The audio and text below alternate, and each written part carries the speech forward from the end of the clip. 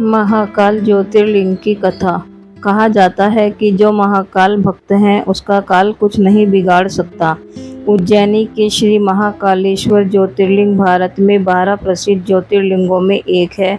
12 ज्योतिर्लिंगों में से महाकालेश्वर ज्योतिर्लिंग की गणना तीसरे स्थान पर आती है, किंतु अगर प्रभाव की दृष्टि से देखा जाए तो इसका स्थान प्रथम पर है।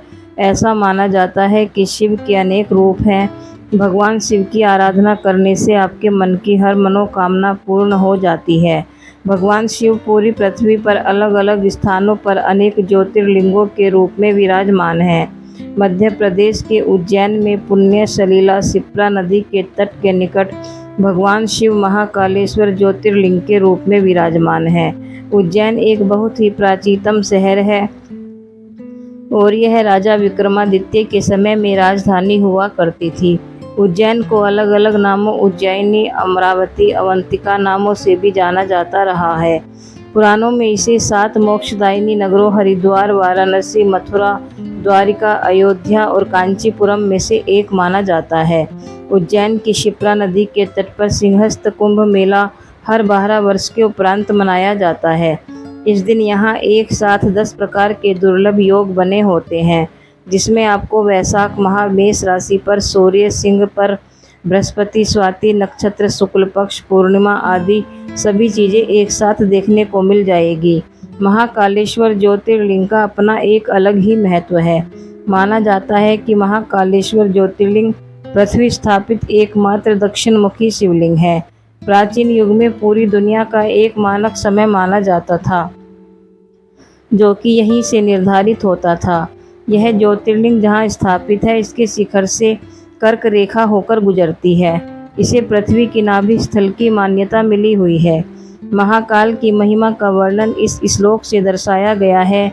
आकाशे तारकम लिंगम पाताले हाटकेश्वरम भूलोके च महाकालो लिंगत्रय नमोस्तुते।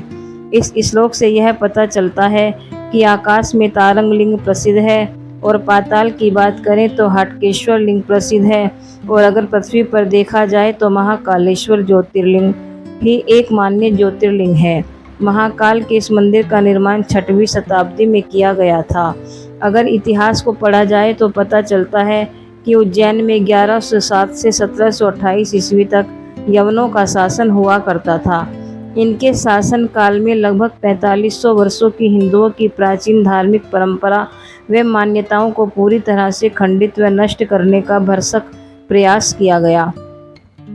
मराठा राजाओं ने मालवा क्षेत्र में आक्रमण करके 22 नवंबर 1728 में अपना आधिपत्य स्थापित कर लिया। उसके बाद उज्जैन का खोया हुआ गौरव पुनः लौटा और 1731 से 1809 तक यह नगरी मालवा की राजधानी बनी रही। मराठों के शासन काल में उज्जैन में 2 महत्वपूर्ण घटनाएं घटी, जिसमें पहला महाकालेश्वर ज्योतिर्लिंग की पुनः स्थापना तथा यहाँ पर शिप्रा नदी के तट पर सिंहस्थ पर्व कुंभ मेला स्नान की पूरी व्यवस्था की हुई। उज्जैन के लोगों के लिए मंदिर एक बहुत बड़ी ही उपलब्धि थी। और फिर बाद में राजा भोज ने महाकालेश्वर मंदिर की पुरानी प्रतिष्ठा को वापस स्थापित किया, बल्कि इसका भव्य निर्माण कराया। महाकालेश्वर ज्योतिर्लिंग को लेकर एक बहुत ही अनोखी कहानी जुड़ी हुई है। अवंतिका नाम से एक रमणीय नगरी थी, जिसे आज हम उज्जैन नगरी के नाम से जानते हैं, जो भगवान शिव को बहुत प्रिय है। शिव पुराण के कोटि रुद्र संहिता में महाकालेश्वर ज्योतिर्लिंग की कथा का विस्तार से वर्णन किया गया है।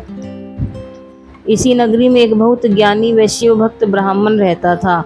इनका नाम वेद प्रिय था। उनके 4 आज्ञाकारी पुत्र थे। यह भगवान शिव के बहुत बड़े भक्त थे। वह हर रोज पार्थिव शिवलिंग बनाकर विधि पूर्वक पूजा किया करते थे। रत्नमाल पर्वत पर एक दूषण नामक राक्षस रहता था, जिसको ब्रह्मा जी से वरदान प्राप्त था। वह वरदान के अहंकार में धार्मिक व्यक्तियों को परेशान करता था। उसने उज्जैन के ब्राह्मण पर आक्रमण करने का विचार बना लिया। दूषण अवंती के ब्राह्मणों को परेशान करना शुरू कर दिया था। वह ब्राह्मणों को कर्मकांड करने से मना करता था। वह धर्म कर्म के कार्यों को करने से रोकता था। सारे ब्राह्मण उससे परेशान होकर शिव भगवान से अपनी रक्षा के लिए प्रार्थना करने लगे। ब्राह्मणों के विनय पर भगवान शिव ब्राह्मणों की रक्षा के लिए साक्षात महाकाल के रूप में प्रकट हुए। शिव भगवान ने अपनी शक्ति से दूषण को भस्म कर दिया। भक्तों ने भगवान शिव से वहीं स्थापित होने की प्रार्थना की तो भगवान शिव वहां पर ज्योतिर्लिंग के रूप में विराजमान हो गए। इसी वजह से इस जगह का नाम महाकालेश्वर पड़ गया, जिसे आप महाकालेश्वर ज्योतिर्लिंग के नाम से जानते हैं।